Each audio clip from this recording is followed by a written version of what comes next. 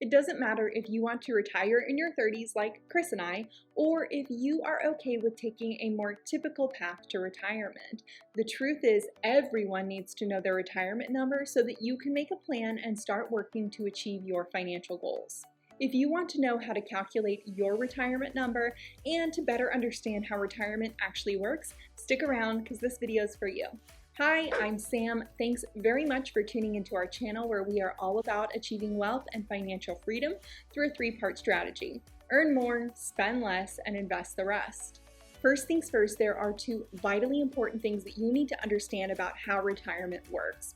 Number one, it is not about having a bank account that is big enough that you just continually withdraw money until the day that you die. What it is about is creating passive income that you can use every single month to pay for your living expenses. In other words, the goal is to create a nest egg that you can wisely invest. Then that nest egg kicks off returns and you live off of those returns, aka passive income, without depleting the original nest egg. You should never withdraw your savings at a rate that is going to result in you running out of money. Number two, there is a secret ninja assassin out there that can potentially kill your retirement. And that evil bastard is called inflation. Inflation.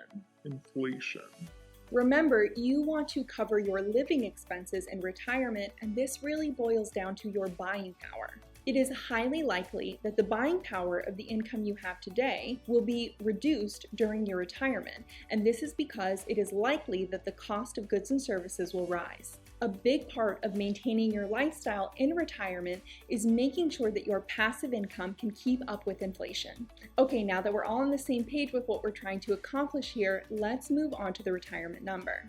And we have to start by answering two questions: when and what? When do you want to retire, and what kind of retirement lifestyle do you want to have? The kind of lifestyle that you want is going to determine the amount of passive income that you're going to need to consistently generate during your retirement. Now, a lot of people are able to retire early because they drastically cut their expenses, or they might even move to a foreign country with a lower cost of living. If you're unsure about what you think your retirement cost of living is going to be, you can check out my video that I recently published on budgeting, which shows you how to track your expenses, make a plan for your money, and save more. Or you can take a shortcut by looking at an online calculator that is going to help you estimate your expenses depending on where you live. I'll link my two favorite calculators in the description. Important note here. Most websites are going to give you price estimates in today's dollars, and they don't take into account inflation, so make sure you keep that in mind. Also, when you're thinking about future expenses, remember that life is unpredictable, and as we get older, sometimes unexpected costs will arise, especially related to health. So make sure you don't forget about setting aside a rainy day fund to handle those expenses. When you want to retire determines how much time you have to grow your nest egg. The sooner you want to retire, the more aggressively you have to save and grow your passive income streams.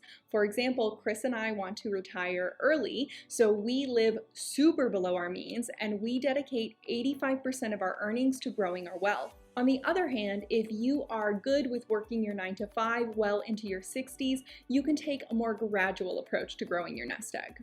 Okay, before we start running the numbers, I've got a question that I want you all to answer in the comments. What does your dream retirement look like? Mine is the kind of lifestyle where I will get to spend lots of time outside every day and be active. I will spend heaps of quality time with my family and friends, and hopefully get to travel a little bit with Chris. Now we're going to look at two ways to calculate your retirement number. Let's start with the 4% rule. So the 4% rule is a common practice that is designed to help you not run out of money while you are in retirement. It basically says that you can safely withdraw 4% from your nest egg during that first year of retirement, and then subsequently you can continue to withdraw money as long as you adjust it for inflation. And the idea is that if you do this, you will be good for a period of 30 years without running out of money. A lot of FIRE people really like to use this equation. To get your retirement number, you just take your living expenses and multiply them by 25.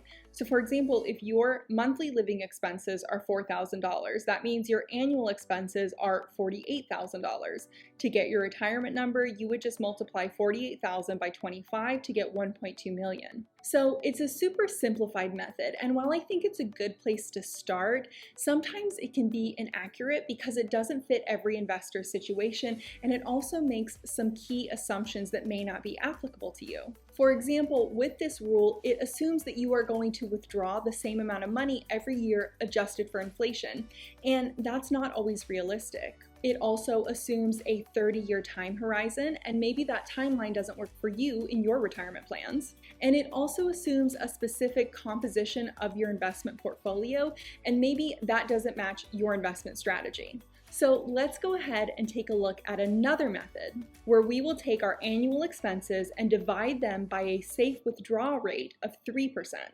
So if we look at the same example as before, we will divide 48,000 by 0.03, and this gives us a retirement number of 1.6 million. That's a pretty big difference, and since I really like to be conservative when it comes to my finances, I definitely prefer to go with method 2. Beyond that, I also recommend adding an additional 2% on top of your retirement number so that you can set that aside as a rainy day fund. In the beginning of this video, I talked about how inflation is that silent killer, so now it's time to give you some good news. The power of compounding interest can actually accelerate your retirement dreams. This is because compound interest allows money to accumulate at a rate faster than simple interest. Because in addition to earning returns on the money you invest, you also earn returns on those returns at the end of every compounding period. I found a nice infographic on Dave Ramsey's website that shows the power of compound interest.